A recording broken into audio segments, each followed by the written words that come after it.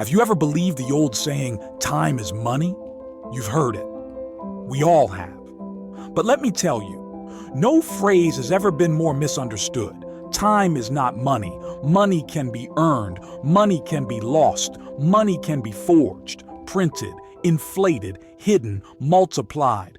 Time cannot. Time is capital. The only capital you will ever truly own. The only fortune you cannot escape. You cannot increase. You cannot counterfeit. Every sunrise is not a promise. It is a deposit. Every sunset is not beauty. It is an expense, a loss recorded on the great ledger of your existence. Every breath, every heartbeat, every moment you call life is not free. It is capital, flowing out of your account, traded above your head, whether you see it or not. And what if I told you this was not metaphor? What if I told you there is a marketplace, not of this earth, where your days are quite literally bought and sold, where angels are the investors of your hope, where demons short sell your despair, where your happiness, your courage, your cruelty, your tears are tickers on the most merciless exchange of all? What if I told you that you, yes, you, are a stock on a cosmic exchange and that somewhere, right now, your soul is being traded? This is not fantasy. This is Celestial Jack. Jack Smith was no ordinary man. He was not chosen because of holiness, nor called because of virtue. Number. Jack Smith was a banker. One of London's most successful, the head of investment and capital markets in one of the world's most powerful financial institutions. He was brilliant. He was ruthless. He was feared. He did not trust. He did not love. He did not care.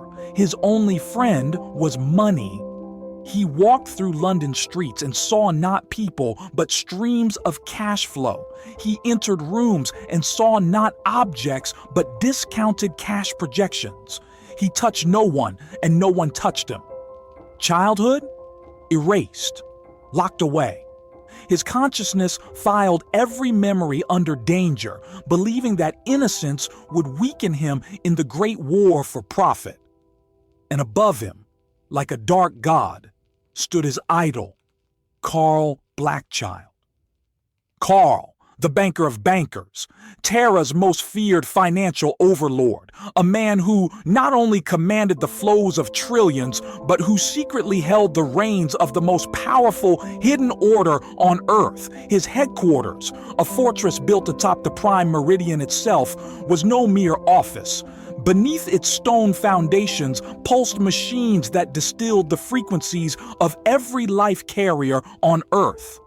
Joy, grief, laughter, fear, collected, processed, transformed into signals, sent upward into dimensions unseen. These signals became the raw data of the Eternal Stock Exchange. And Carl Blackchild, yes, a mortal, was the first man ever to rule it. Once, the world bent its knee to pontiffs, to religion, to sacred dogma. But now, the new cathedrals were banks. The skyscrapers of finance rose taller than spires, their glass brighter than stained windows. Populations swelled, money exploded, faith eroded, and the equilibrium of the universe began to tremble. Jack Smith admired Carl, worshipped him, wanted nothing more than to become him.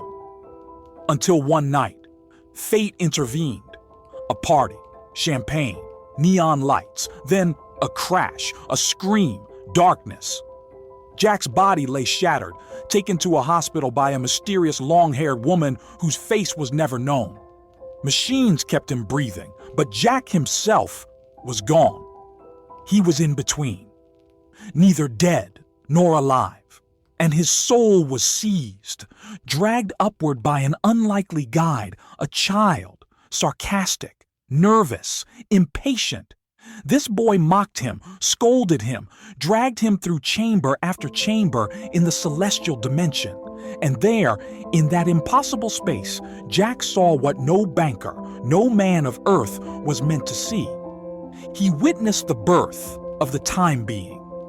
He saw existence as a vast capital market. Every beginning had an end. Every path was timed. From the smallest human breath to the orbit of galaxies, everything existed not in infinity, but in balance. The entire cosmos was permitted only because equilibrium was maintained. And Jack's revelation: his soul was not simply his own. His soul was time itself. Meanwhile, back on Earth, his body was not safe. Albert and Claire, his forgotten companions from a secret abbey under the organization's patronage, watched over him. But the Praetorians, Carl's enforcers, had already received their orders: find Jack, capture him. For Carl Blackchild knew that Jack's existence was dangerous because Jack had glimpsed the truth. At 18, every human life is listed on the Eternal Exchange. Their days, finite, become tradable life titles. Every choice, every act, every frequency emitted by the soul is converted into data. Angels buy, demons sell, orders are shouted, trades are made. Your kindness is stock to be purchased. Your envy is stock to be shorted. Your every action tips the balance of eternity. And Jack now knew. He knew that time was capital, that life was nothing more than a finite cash flow of days, that existence itself was an exchange. Do you hear the clock now? Tick, tick, tick. That is not sound. That is capital leaving your account. That is your fortune dissolving. Every sunrise, an asset you must decide to invest or waste. Every sunset, a loss you cannot reclaim. Every hour, a coin slipped to angel or demon, depending on your choice. Jack, the ruthless banker who once believed only in profit, now saw the deeper profit and the deeper loss.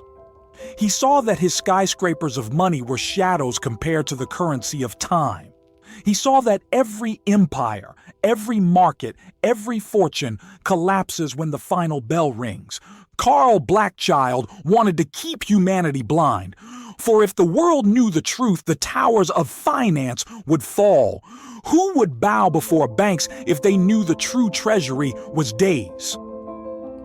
So the war began. Not with weapons, but with shares. With trades of soul, Jack was torn. Between angels and demons, between greed and revelation, between his idol Carl and his own rebirth.